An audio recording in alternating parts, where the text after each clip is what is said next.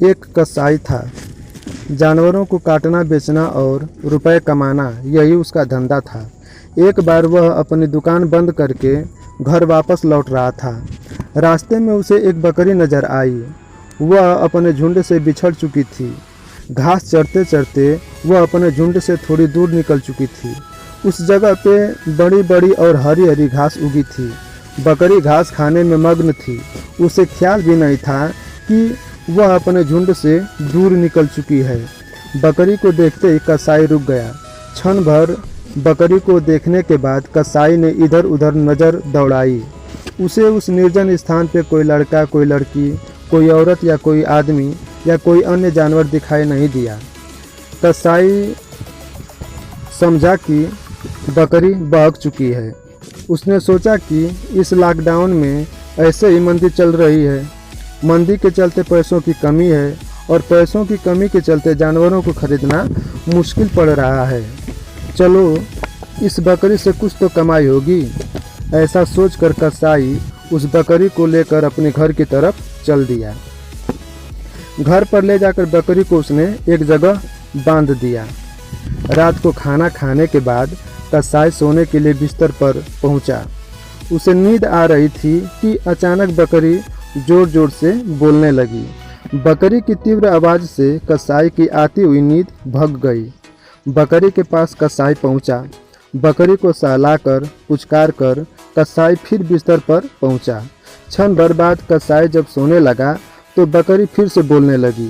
कसाई फिर उठा और जाकर बकरी को सहलाने लगा। इस बार भी बकरी चुप हो गई। कसाई फिर सोने गया और बकरी फिर बोलने लगी। इस बार कसाई गुस्से से भरकर उठा और एक डंडा लेकर बकरी के पास पहुंचा। बकरी को 4-5 डंडा मारकर कसाई बकरी को सुनाते हुए बोला, जितना परेशान करना है कर लो, कल सुबह सारा का सारा हिसाब चुकता कर लूँगा। कसाई फिर सोने गया और बकरी फिर शोर मचाने लगी। इस बार भी कसाई डंडा लेकर बकरी के पास पहुंचा और जाकर बकरी को डंडे से मारने ही वाला था कि कसाई की अंतरात्मा बोल पड़ी। तू क्यों इस पे गुस्सा कर रहा है? इसने तेरा क्या बिगाड़ा है कि तू इसे मारने जा रहा है? जिस तरह तेरा परिवार है उसी तरह इस बकरी का भी परिवार होगा। जिस तरह तेरे बच्चे हैं उसी तरह इसके भी बच्चे होंगे। जिस तरह तेरी माँ है उसी तरह इसकी भी माँ हो सकती है। यह बेचारी तो अपने लोगों को याद कर रही है, उन्हें आवाज़ दे रही है। शोर मचाकर यह तुझे परेशान नहीं कर रही है। तू इसकी परेशानी को तो समझ, इसके दुख को तो समझ। इसके दुख के आगे यह तेरा दुख कुछ भी नहीं। कसाई ने दया भरी एक दृष्टि बकरी की तरफ फेरी और वह वापस अपने बिस्तर पे जाकर लेट गया।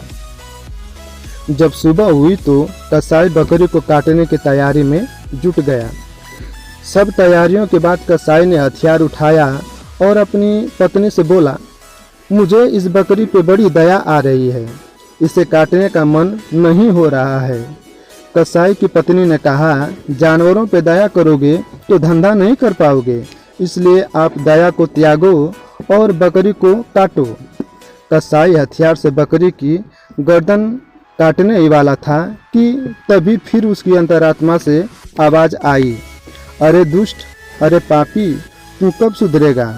तू क्यों अपने सिर पे मासूम जानवरों की हत्याओं का पाप लाद रहा है? अपने इस जीवन को और तेरे मरने के बाद तुझे मिलने वाले कई जन्मों के जीवनों को तू संकट और असहनीय दुखों के दलदल में क्यों डालना चाहता है? पैसा कमाने के लिए तू जीवों की हत्याएं करना बंद कर दे।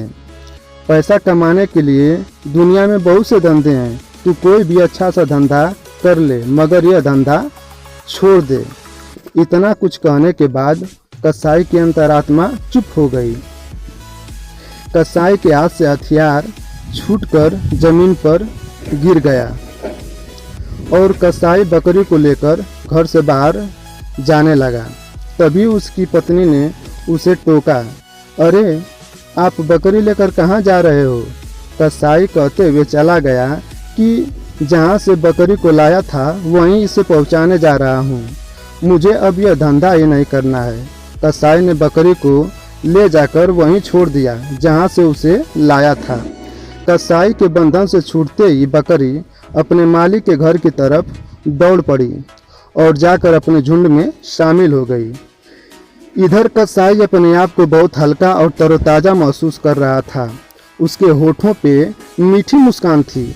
कसाई ने कसाईगिरी के धंधे को हमेशा के लिए त्याग दिया और दूसरा रोजगार करने लगा। दोस्तों, हमारे अंतरात्मा की आवाज़ हमारे भले की आवाज़ होती है।